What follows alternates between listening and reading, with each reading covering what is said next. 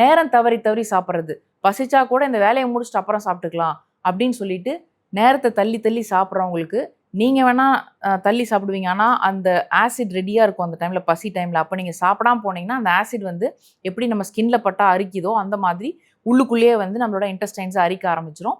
அதனால் அந்த டைமில் சப்போஸ் உங்களுக்கு ஏதோ ஒரு தவிர்க்க முடியாத ஒரு சூழலாக இருந்தால் அந்த ஆசிட் டைல்யூட் பண்ணுறதுக்கு இமீடியட்டாக தண்ணி குடிச்சிடுங்க. ஒரு கிளாஸ் தண்ணி குடிச்சிங்கன்னா வயிற்றில் இருக்கிற அந்த ஆசிட் வந்து கொஞ்சம் டைல்யூட் ஆகும். ஒரு ½ அன் ஹவருக்கு ஓரளவுக்கு உங்களால் பேலன்ஸ் பண்ண முடியும்.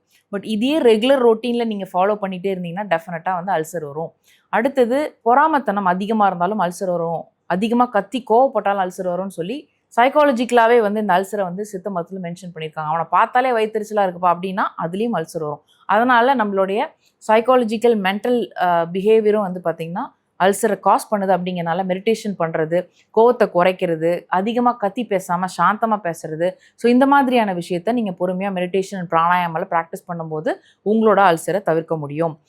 அடுத்தது வந்து பார்த்திங்கன்னா அதிகமாக வாத பொருட்களான உருளைக்கிழங்கு, வாழைக்காய், சேனக்கிழங்கு இந்த மாதிரி கேஸ்ட்ரிக் ஐட்டம்ஸ் அதிகமாக சாப்பிட்டீங்கனாலும் அல்சர் வரும். அதான் தொடர் வாதம்னா கேஸ் இல்லையா? அப்போது தொடர்வாத பந்தமல்லாது குடும்பம் வராதுன்னா நீங்கள் தொடர்ந்து வாத பொருட்களான இந்த பொருட்கள் எல்லாத்தையும் வந்து சாப்பிட்றத குறைக்கணும் அல்லது தவிர்க்கணும். ரைஸ் சாப்பிடும்போது வடிச்சிட்டு சாப்பிடணும். குக்கரில் வச்சு சாப்பிட்டீங்கன்னா அது கேஸை வந்து அதிகப்படுத்தும். அப்படி இருக்கும்போது நீங்கள் ஸ்டார்ச்சை வடிச்சிட்டு ரைஸ் சாப்பிட்ற மாதிரி பாருங்கள். இது இல்லாமல் சாப்பிடும்போது நல்லா மென்று அதுக்கப்புறமா விழுங்கணும். சாப்பிடக்கூடிய டைமை இன்றைக்கி ஃபாஸ்ட் லைஃப்பில் 2 மினிட்ஸ் 3 மினிட்ஸ்லேயே அப்படி அள்ளி அள்ளி முழுங்கிறது. அப்படி நம்ம சாப்பிடும்போது டெஃபினட்டாக வந்து கேஸ் வந்து நிரம்பி காணப்படும். டைஜஷனில் ப்ராப்ளம் வந்து கேஸ் ஃபார்ம் ஆகிட்டே இருக்கும். அடுத்தது முன்னாடி சாப்பிட்ட ஆகாரம் ஜீரணம் ஆயிடுச்சா இல்லைன்னு பார்க்காம அடுத்தடுத்து சாப்பிட்றது. அப்போ தான் வீட்லேருந்து சாப்பிட்டு ஆஃபீஸ் போயிருப்போம். மறுபடியும் ஆஃபீஸ்லேருந்து வாமா கேன்டீனுக்கு அப்படின்னா மறுபடியும் சுற்றி போய் எல்லோரும் சாப்பிட்றது. இப்படி வந்து முன்னாடி சாப்பிட்ட உணவு ஜீரணம் ஆச்சா என்னன்னே பார்க்காம அடுத்தடுத்து சாப்பிடும்போதும் அல்சர் வரதுக்கான வாய்ப்புகள் இருக்குது. அதே போல் வாயை மூடிட்டு சாப்பிடு அப்படின்னு சொன்னால் குழந்தைங்களாம் கூட நீ கேட்குறாங்க, வாயை மூணா எப்படி நான் வாய்க்குள்ளே சாப்பாடு போடுறதுன்னு. அப்படி கிடையாது. ஒன்ஸ் நம்ம வாயில் சாப்பாடு போட்டதுக்கப்புறம் உதட வந்து மூடிட்டு உள்ளே தான் நம்ம வந்து மென்று அதுக்கப்புறம் விழுங்கணும்.